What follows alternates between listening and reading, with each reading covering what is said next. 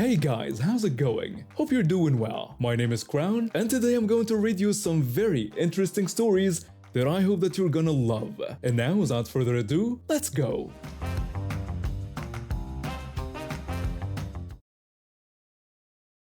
My wife and I have been looking forward to this show for months. We'd gotten tickets to see one of our favorite bands from the 80s, and the venue was perfect. Not too big, not too small, with a general admission floor that let you get close to the stage if you wanted. My buddy from work and his wife were meeting us there. We'd all grown up listening to this band, and it felt like a reunion of sorts. The four of us had season tickets to our local baseball team and went to a few concerts together each year. We were the kind of crew that looked out for each other. Nothing dramatic, just decent people who enjoyed each other's company. When we got to the venue, the crowd was exactly what I expected.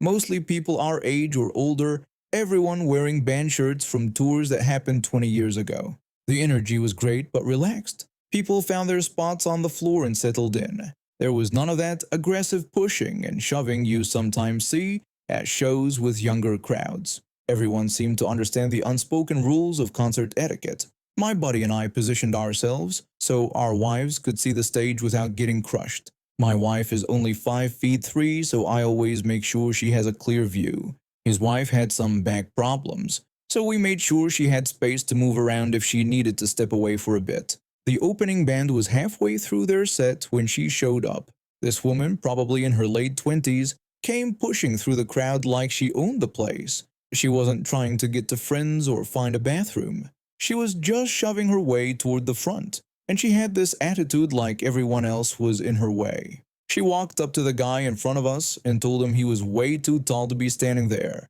The guy was maybe 6 feet tall, not exactly a giant. He told her he'd been standing there since the doors opened, but she insisted he should move to the back because she couldn't see anything. The guy just ignored her and turned back to watch the band. That's when she started her dancing routine. I've seen plenty of people get into the music at concerts. Hell, I'm usually one of them, but this wasn't dancing, this was deliberate. She would throw her elbows out wide, spin around with her arms extended, and somehow always manage to bump into whoever was annoying her at the moment. My buddy leaned over and warned me that this woman was going to be a problem. He was right. Within 10 minutes, she had managed to piss off half the people around us. She stepped on feet, knocked drinks out of people's hands, and kept telling anyone taller than her that they should move to the back of the crowd. When she tried to squeeze between me and my wife, I stepped sideways to block her. I told her there was no room, but she pointed at my wife and claimed that was her friend and she needed to get through. My wife looked at her like she had 3 heads and said she'd never seen this person before in her life. Karen tried to push past me anyway, so I planted my feet and didn't budge. She gave me a dirty look and moved on to bother someone else, but she kept drifting back toward our little group. The main band came on, and the crowd got more energetic. Everyone was singing along, having a great time. Everyone except Karen, who seemed more interested in starting conflicts than watching the show. That's when she really ramped up the flailing. She was spinning around, throwing her hands up in the air, and generally taking up about 4 times as much space as a normal person. Her hand smacked me right in the face during one of her dramatic gestures. I told her to watch it, but she just said it was a rock concert and I should deal with it. A few minutes later, she stepped on my foot so hard I felt it through my steel-toed boots. Then she did it again and again. The guy next to me had had enough and told her she needed to calm down because she was ruining this for everyone. She shot back that she paid for her ticket just like everyone else. One of the women behind us pointed out that she didn't pay for everyone else's ticket and told her to stop being a jerk. More people started telling her to knock it off, but she just got more aggressive. She hit me in the face again with her flailing, and this time I could tell it was on purpose. She smirked at me and turned around to start arguing with the tall guy again. That's when I decided I'd had enough. I had a large beer, one of those 24-ounce cups they sell at concerts for $12. It was about 3/4 full. When she turned her back to me to yell at someone else, I quietly dumped most of it into her open purse. The 3 women standing behind us saw the whole thing. They gave me thumbs up and started giggling. One of them covered her mouth to keep from laughing out loud. Karen kept up her routine for another 20 minutes, completely oblivious to what had happened. She was too busy making enemies with everyone in a 10-foot radius. Then she reached into her purse for her phone. She pulled her hand out and started asking what the hell was in there. Her hand was dripping with beer, and her phone came out covered in the stuff. She started yelling about someone spilling beer in her purse and demanding to know who did it. She looked around accusingly at everyone near her. When she got to me, I held up my beer cup which I had topped off from my buddy's drink. I told her mine was still full and turned my back on her to pretend to watch the band. She tried to get other people to admit they had done it, but everyone just shrugged and ignored her. She started screaming that this was assault and someone had deliberately sabotaged her purse. She was getting more and more worked up, but nobody cared anymore. People had tolerated her behavior for over an hour, and everyone was done with her drama. She tried to find security to complain, and when she finally flagged down a guard, he just laughed. He told her she was at a rock concert where people spilled drinks, and that's why they make them in plastic cups. When she insisted someone did it on purpose, he asked if she could prove it. She couldn't, obviously, so she stomped off to the bathroom to try to clean up her phone and purse. The rest of the concert was perfect.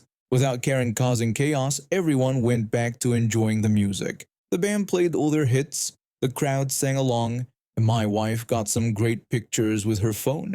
After the show, we were walking to the parking lot when we saw Karen standing outside the venue, looking desperate. She was asking people if they could call her a ride service because her phone got ruined and she couldn't call anyone. People walked right past her. A few seemed like they might stop to help, but then they recognized her from inside and kept walking.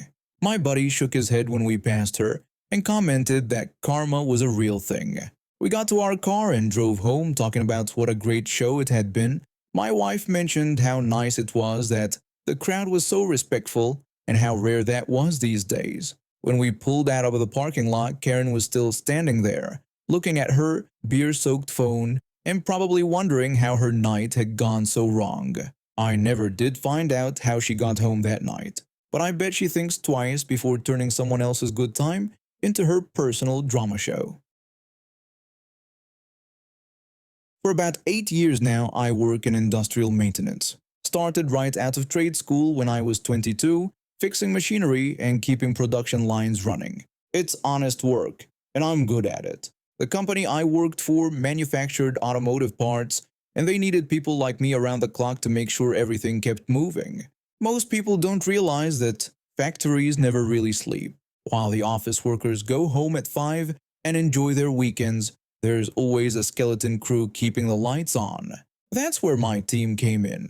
We worked rotating shifts, days, evenings, nights, weekends, whatever it took to keep the machines humming. The setup was pretty straightforward. We had a 2-week rotation cycle that always added up to exactly 80 hours over 14 days. Sometimes that meant working 55 hours in 1 week and 25 the next. Sometimes it was more balanced. The point was, it always evened out and everyone understood that's just how shift work operates. For years, this arrangement worked fine. The company got their coverage, we got steady paychecks, and nobody complained. The overtime rules were simple back then. If you worked more than 8 hours in a single day, anything extra was paid at time and a half. Made sense, kept things fair. Then the new management team arrived. These were business school graduates who looked at spreadsheets all day and thought they could optimize everything.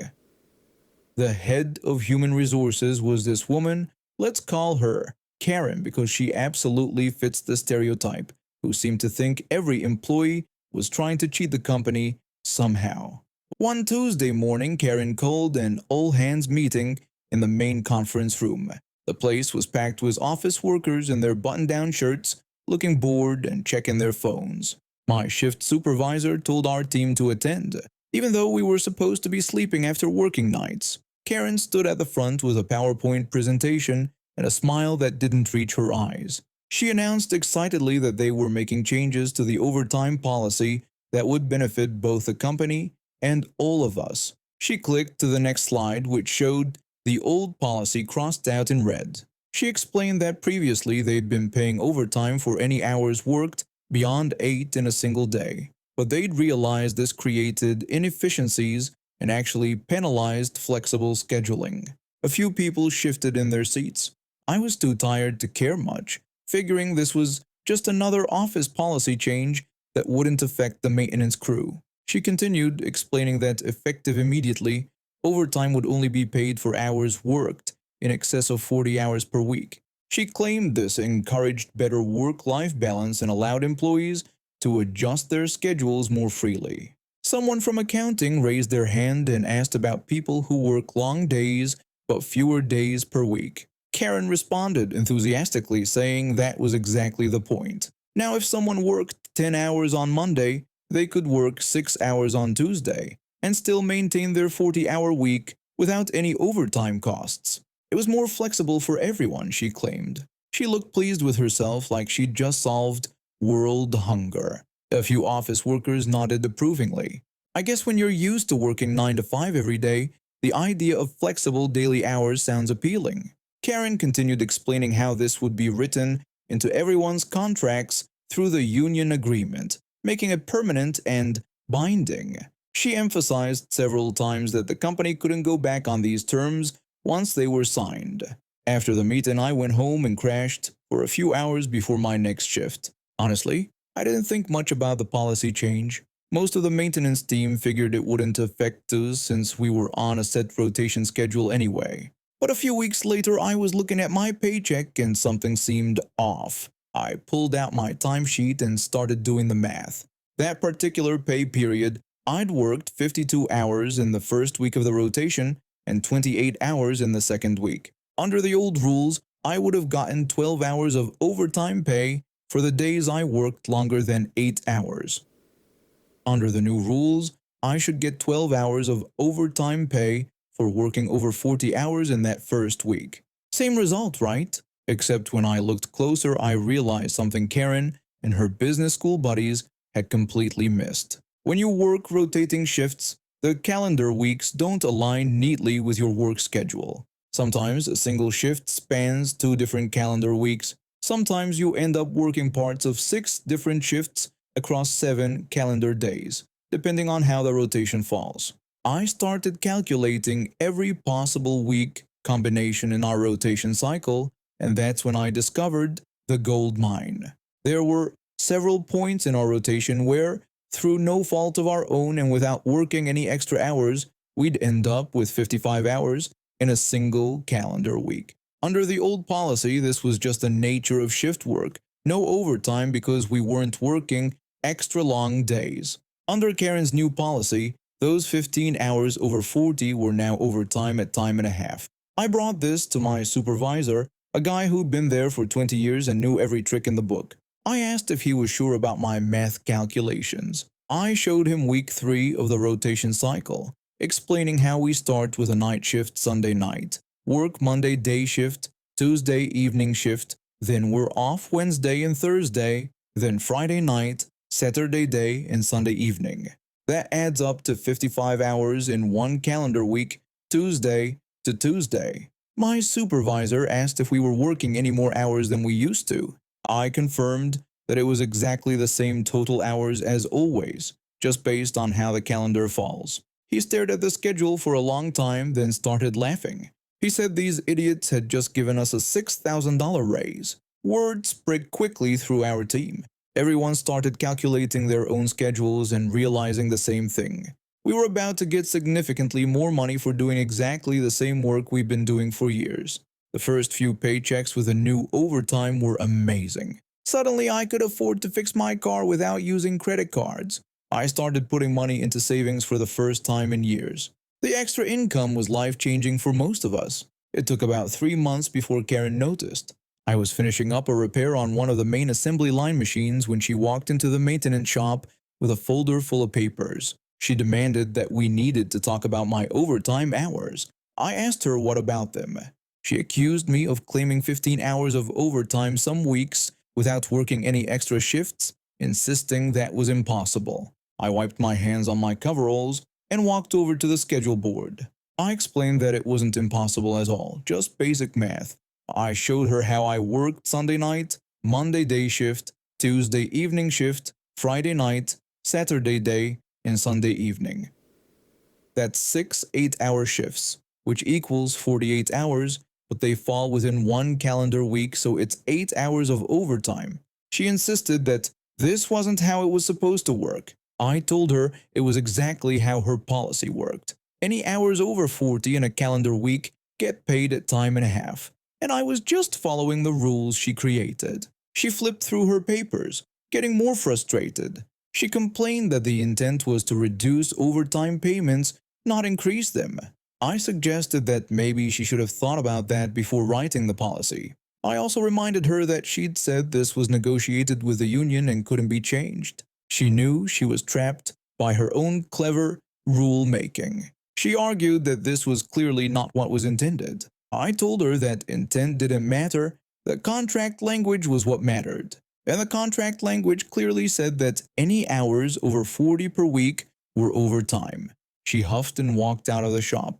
Over the next few weeks, she tried various approaches to get us to give up our overtime. She suggested we could adjust our schedules to avoid going over 40 hours in any given week, but that would have required completely restructuring the entire shift system and hiring more people. She brought in consultants to analyze our work patterns. They confirmed what we already knew. There was no way to maintain 24/7 coverage with our current staffing levels without sometimes exceeding 40 hours in a calendar week. She even tried to argue that our overtime calculations were wrong, bringing in payroll specialists who grudgingly admitted that yes, we were following the policy exactly as written. About 6 months later, Karen called another all-hands meeting to announce that the overtime policy was being refined to better reflect the company's original intent. Except she couldn't change it for us because of the union contract she'd been so proud of negotiating. She explained that they were implementing a new overtime structure for future hires that would better align with operational needs. Someone from the floor asked what about current employees. Karen had to admit that current employees would continue under their existing contract terms. She'd essentially created a two-tiered system where the maintenance team got paid significantly more than any future hires doing the same job. That extra $6,000 per year helped me save up enough to buy a house. Several of my co-workers paid off their cars or started college funds for their kids, all because someone thought they were smarter than the system they were trying to game. Karen left the company about a year later, supposedly for a better opportunity elsewhere. Word around the office was that upper management was unhappy about the unexpected labor cost increases in her department.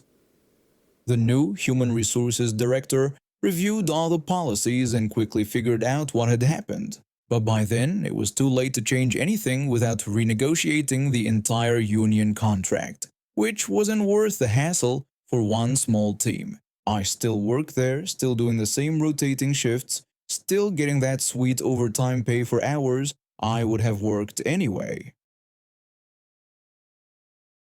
I got into emergency medical services after my younger brother died in a car accident when I was 22. The ambulance took 45 minutes to reach him because of a massive traffic jam on the highway. By the time they got him to the hospital, it was too late. That's when I decided I wanted to be the person who could reach people faster, who could make the difference between life and death. I spent 3 years training to become a flight paramedic, and it's been the most rewarding job I've ever had. Tuesday started like any other day. My partner and I were on standby when the call came in around 2 p.m. A 70-year-old man was having a massive heart attack at his home on Maple Street. The dispatcher told us that downtown was completely gridlocked because of a water main break that had shut down 3 major roads. An ambulance would take at least an hour to get through that mess and reach the hospital. We had maybe 20 minutes to save this guy's life. Our pilot found a perfect landing spot right in the middle of Maple Street. It's a wide residential street with hardly any power lines, and the neighbors had already moved their cars to give us room. When we touched down, I could see people gathered around, looking worried but grateful that we were there. We grabbed our equipment and ran toward the house. The man's wife met us at the door with tears streaming down her face. She thanked God that we were there and told us her husband had just collapsed in the kitchen. She was terrified that he was dying. We found him on the floor, unconscious and barely breathing. His pulse was weak and irregular. While my partner started working on him, I radioed our pilot to keep the engines running. This was going to be tight. That's when we heard the shouting from outside. I looked out the window and saw this woman in her 50s walking toward our helicopter. Karen was waving her arms around like she was directing traffic and screaming about what that piece of junk was doing on her street. She yelled that we couldn't just land wherever we wanted. Our pilot was ignoring her completely. He knows better than to engage with angry bystanders. My partner and I got the patient stabilized enough to move. We loaded him onto our stretcher and started heading back to the helicopter. The man's wife was following behind us, still crying but hopeful now that we were getting her husband help. Karen was still out there, and she'd gotten louder. She was screaming about private property and trespassing. She threatened to call the police. I tried to stay professional and told her this was a medical emergency. I explained that we needed to get this man to the hospital immediately. Karen didn't care what our excuse was. She screamed that we had woken up her baby from his nap. She demanded to know if we had any idea how hard it was to get him to sleep. The patient's wife stepped forward with her voice shaking. She begged Karen to understand that this was her husband and that he was dying. She asked if Karen couldn't see that they needed help. Karen told her that her husband should have thought about that before having a heart attack on her street. She demanded that we find somewhere else to land our helicopter. This was unbelievable. We loaded the patient into the helicopter while Karen continued her rant. Our pilot was doing his pre-flight checks, and I was getting the patient hooked up to our cardiac monitor. His heart rhythm was still dangerously unstable. That's when things got really crazy. Karen disappeared into her house and came back out with something in her hands. At first, I thought it was a toy or maybe a pellet gun. But when she raised it and pointed it at our helicopter, I realized she was holding a real firearm. She screamed at us to get off her street right now or she would shoot. Our pilot saw her through the cockpit window and immediately shut down the engines. You don't take chances when someone's pointing a gun at aircraft fuel tanks. He told everyone to stay calm because we had a situation. I radioed dispatch immediately and reported that we had an armed civilian threatening our aircraft. I requested immediate police response at Maple Street. The patient was getting worse. His blood pressure was dropping, and I could see his skin turning gray. Every second we delayed was another second closer to losing him. I begged Karen to put the weapon down. I told her that this man would die if we didn't get him to the hospital right now. Karen screamed that she didn't care. She yelled that we were violating her rights and that this was America. That's when she actually pulled the trigger. The bullet hit our tail rotor housing. Thank God it didn't hit anything critical, but the sound of gunfire sent everyone diving for cover. The patient's wife screamed. Neighbors who had been watching from their yards started running. Our pilot was on the radio calling for immediate police backup. I was still working on the patient, who was now going into cardiac arrest. My partner started chest compressions right there in the helicopter while I tried to get his heart rhythm back. Within 3 minutes, we had 5 police cars surrounding Karen's house. She was still standing in her front yard, waving the gun around and screaming about her property rights. The police officer shouted at her to drop her weapon immediately and get on the ground. Karen screamed back that they couldn't arrest her because she was defending her home.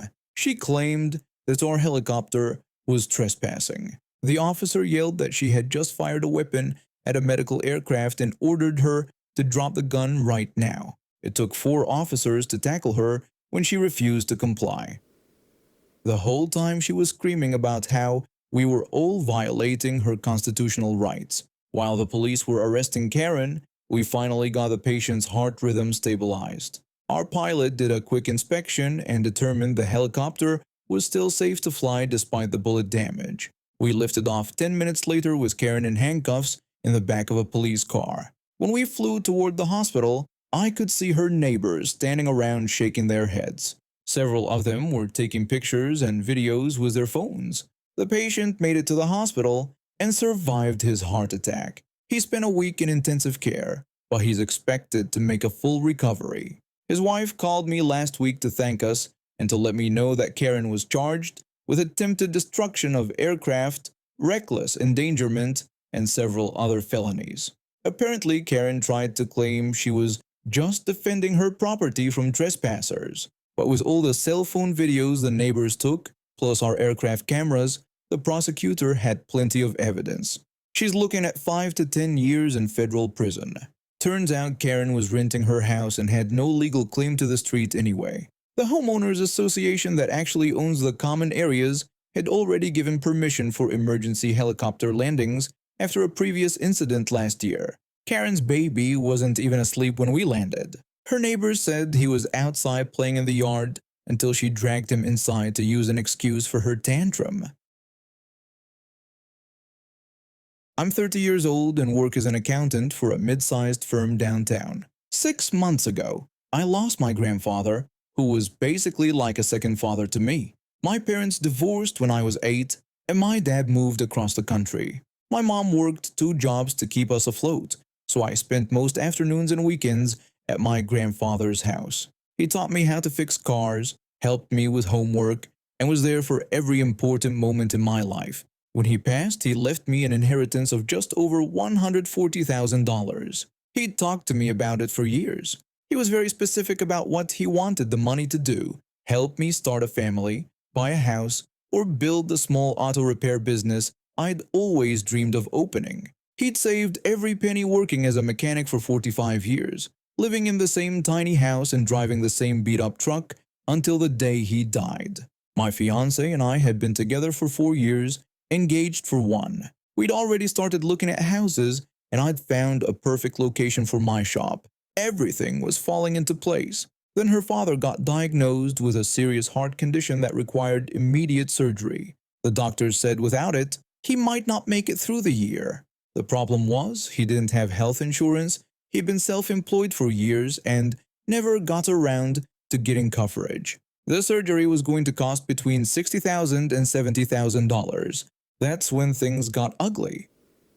My fiancée came to me one evening and said we needed to talk about using some of my inheritance for her dad's surgery. She explained that the money from my grandfather could be used to save her father's life. I was stunned and told her I couldn't do that. I explained that this money was meant for our future together, and that my grandfather had worked his whole life for it. She got upset and said I was putting a dead man's money over her living father's life. That comment hit me like a punch to the gut. I tried to explain that it wasn't fair to put it that way, and that this wasn't just money but my grandfather's life's work. I reminded her that he specifically wanted it to help us build something together. She argued that we could build those things later, but her father might die without the surgery. I suggested there had to be other options like payment plans or charity programs. She said they had looked into everything and this was their only choice. The conversation ended with her walking out. But that was just the beginning. The next day, her mother called me and accused me of being selfish.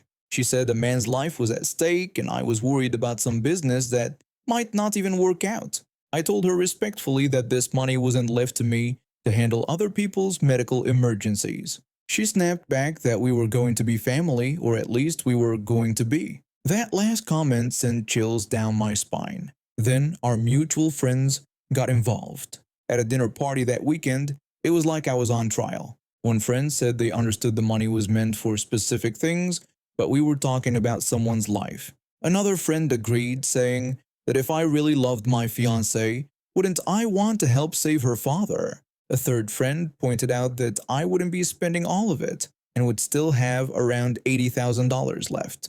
I tried to explain that it wasn't about the amount but about what my grandfather wanted and worked for his entire life. The first friend suggested that since he wasn't here anymore, wouldn't he want me to help someone in need? I tried to explain that my grandfather was very particular about family money staying in the family, but they kept pushing.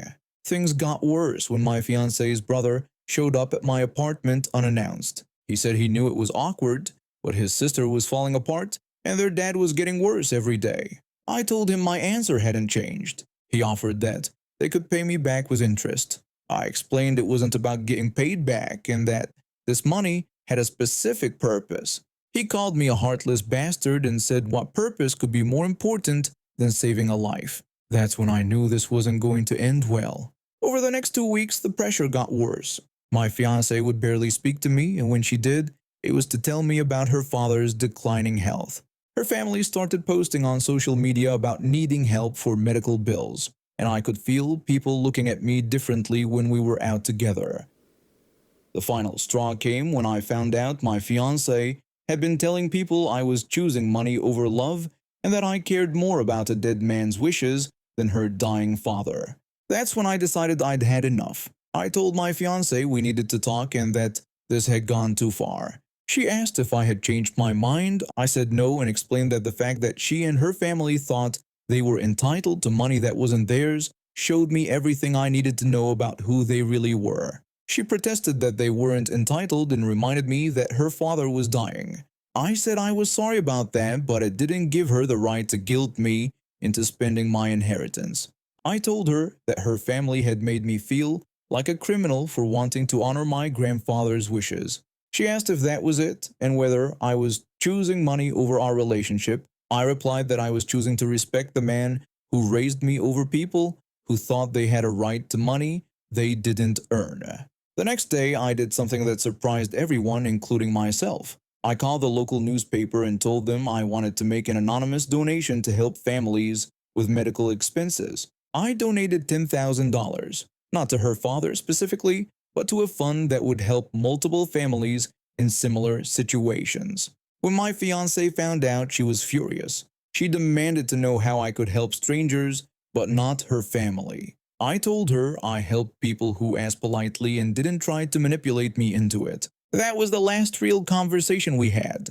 She moved out the next week, and her family has been bad-mouthing me around town ever since. But I don't regret my decision.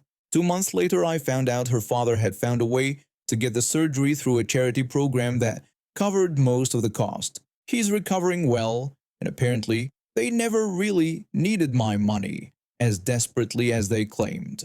I'm now looking at houses and finalizing the lease on a space for my repair shop. The $10,000 I donated helped 3 different families get the medical care they needed. This happened back in 2017, but I'm still processing the absolute insanity of what my mother-in-law did. I've been married to my husband for about 6 years at this point, and his mother has been a nightmare since day one. She sees me as competition for her son's attention rather than his wife, and she uses manipulation and fake tears to get her way. My husband knows she's problematic but keeps making excuses for her instead of setting boundaries. This incident happened in February when my husband and I were planning a romantic Vegas trip for Valentine's Day weekend. We were both 20 at the time, so no casinos, but we loved the atmosphere, and there was plenty to do. We had booked flights for Friday evening and planned to return Sunday morning. Thursday afternoon, I had just gotten home from my morning shift at work. My husband was still at his job and wouldn't be back for another 3 hours. I decided to pack my suitcase early so I wouldn't have to rush later. Someone was banging on our front door like they were trying to break it down. I looked through the peephole and saw Karen standing there, looking absolutely unhinged. I really didn't want to deal with her, especially since we'd had a huge blow-up at Christmas that I was still angry about. I tried to ignore her, hoping she'd go away, but the banging got louder and I could hear her shouting. I opened the door. I greeted her politely but told her I was busy and that my husband was working. I asked what she needed. She accused me of keeping him inside the house and demanded to know where he was. I explained again that he was working and that she would have to come back later if she wanted to talk to him. Karen kept pressing, asking what I was doing.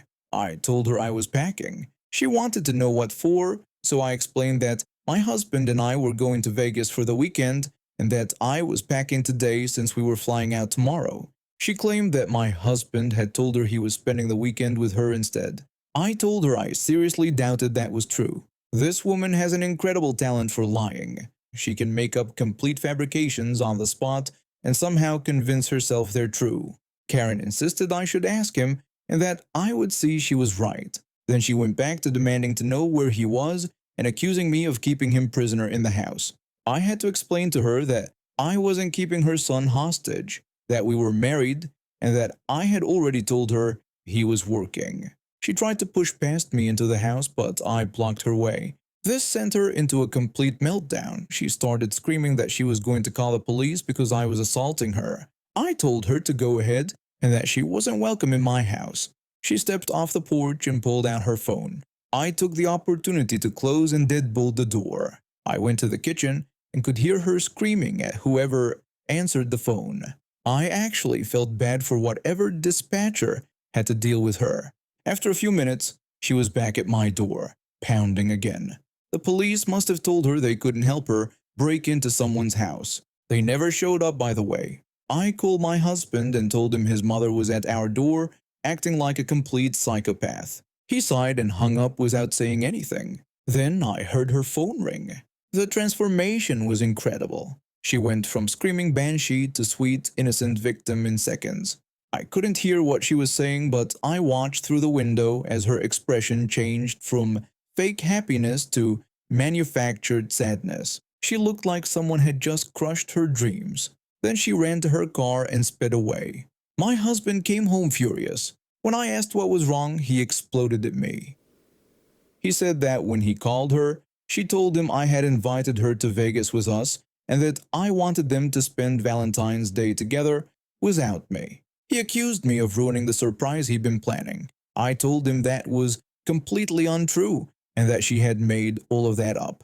I explained what really happened, how she claimed he had agreed to spend the weekend with her instead of me, how she thought I was keeping him prisoner in our house, and how she threatened to call the police when I wouldn't let her break in.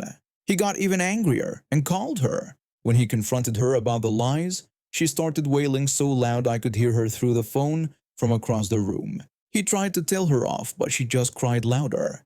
He hung up and apologized to me. We spent the evening ignoring her calls and went to Vegas as planned the next day. The weekend was perfect. When we got back Sunday, we found our front door wide open. We panicked. My husband ran inside to check on his gaming setup. He's a serious collector with expensive systems, vintage consoles, the works. He'd invested thousands of dollars in his collection. We lived in a safe neighborhood. None of his stuff was missing. But when we checked our bedroom, I discovered something disturbing. My personal items had been stolen. My drawers were rifled through, clothes from my side of the closet were thrown on the floor, and some very private items were missing from my nightstand. I knew immediately who was responsible. We called the police and they walked through the house with us. When I told them it had to be Karen, they said they couldn't do anything without proof. My husband called her and asked directly if she had broken into our house. She denied it completely and acted offended that he would even accuse her of such a thing. She was never arrested. My husband put her on a timeout but eventually let her off the hook, suggesting maybe it was someone else. I pointed out that only my personal items were taken, nothing of his. He admitted it seemed suspicious but didn't want to believe his mother would do something so sick. The final piece of evidence came a few days later when my husband visited her. She started asking him inappropriate questions about our intimate life. Questions no parent should ever ask their child. He got uncomfortable and asked her to change the subject. She dropped it after that. The whole situation was beyond disturbing. This woman broke into our house, stole my most personal belongings, and then had the audacity to ask her son about our private life. The violation I felt was indescribable. And now we have reached the end of today's stories. Thank you for watching, and see you next time.